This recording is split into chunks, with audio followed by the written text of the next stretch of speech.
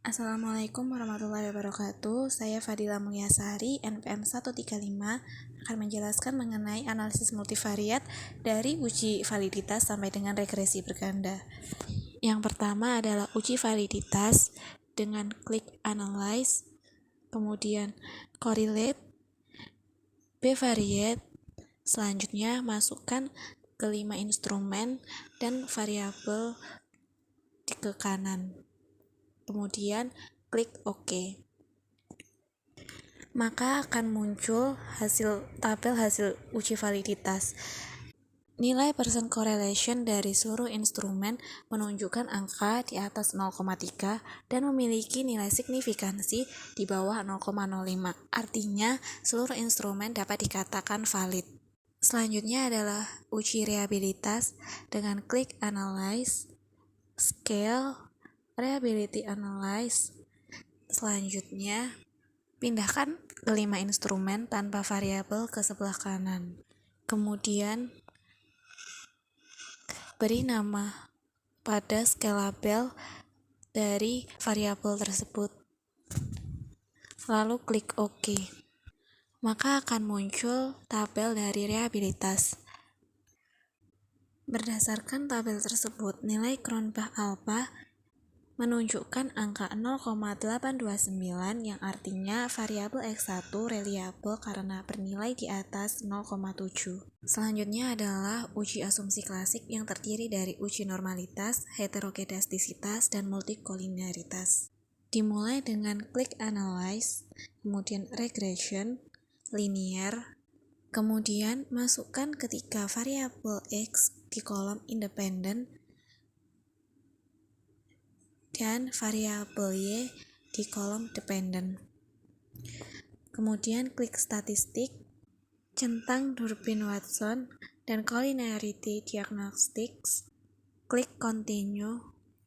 Di bagian plot, pindahkan ZBRED di kolom X dan S residual di kolom Y. Centang histogram dan normal probability plot. Klik continue. Kemudian OK. Maka akan muncul gambar grafik. Data dapat dikatakan terdistribusi normal apabila grafik berbentuk lonceng dan titik plot searah dengan garis.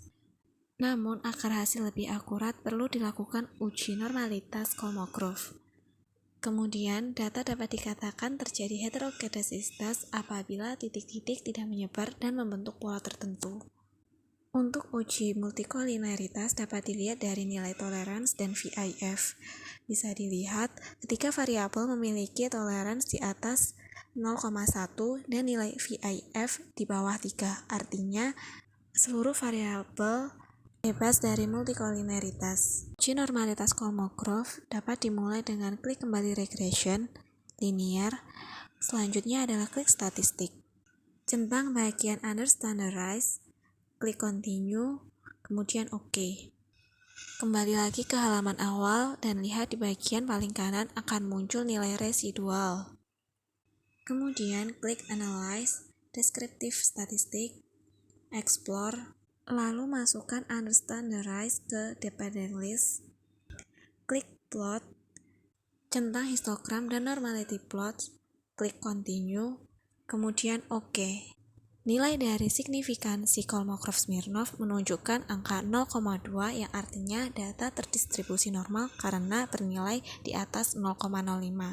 Selain itu, grafik juga berbentuk lonceng yang artinya data dapat terdistribusi normal. Uji heterokedastisitas Glatzer dapat dilakukan dengan klik transform, compute variable, klik all di bagian function group, pindahkan absolute ke numeric expression.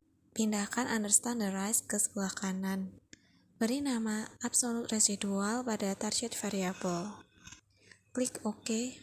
Kemudian kembali ke halaman yang awal, maka akan muncul nilai absolute residual.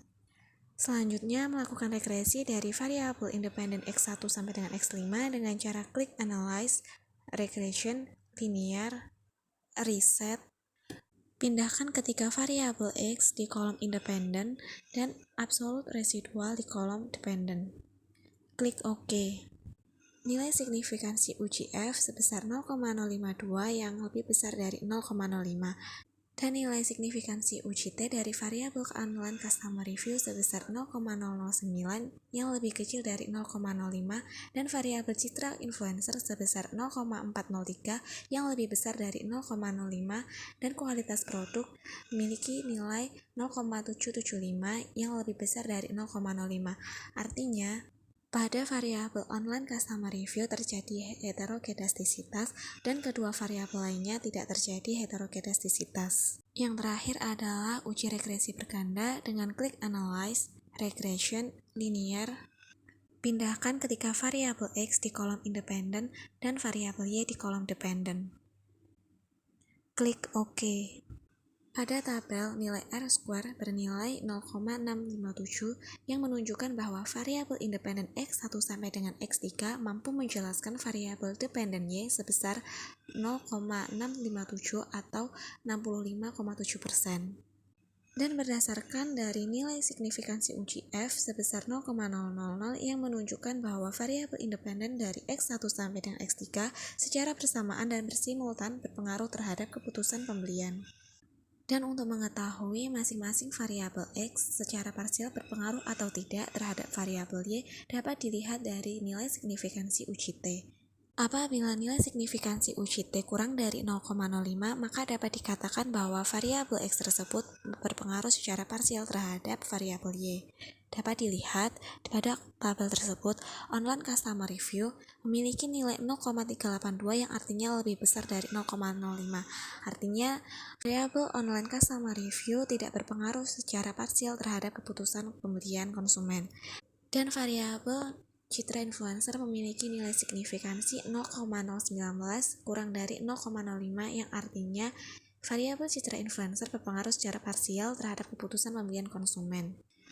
Begitu juga dengan variabel kualitas produk yang memiliki nilai signifikansi 0,02 kurang dari 0,05 yang artinya berpengaruh secara parsial terhadap keputusan pembelian konsumen.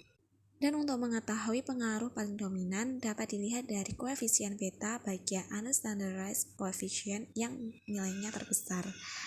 Dan pada tabel tersebut yang memiliki nilai koefisien beta terbesar adalah variabel kualitas produk, artinya kualitas produk memiliki pengaruh yang dominan terhadap keputusan pembelian konsumen. Untuk mengetahui persamaan regresi dapat dilihat koefisien konstan ditambah dengan koefisien variabel X yang berpengaruh terhadap variabel Y.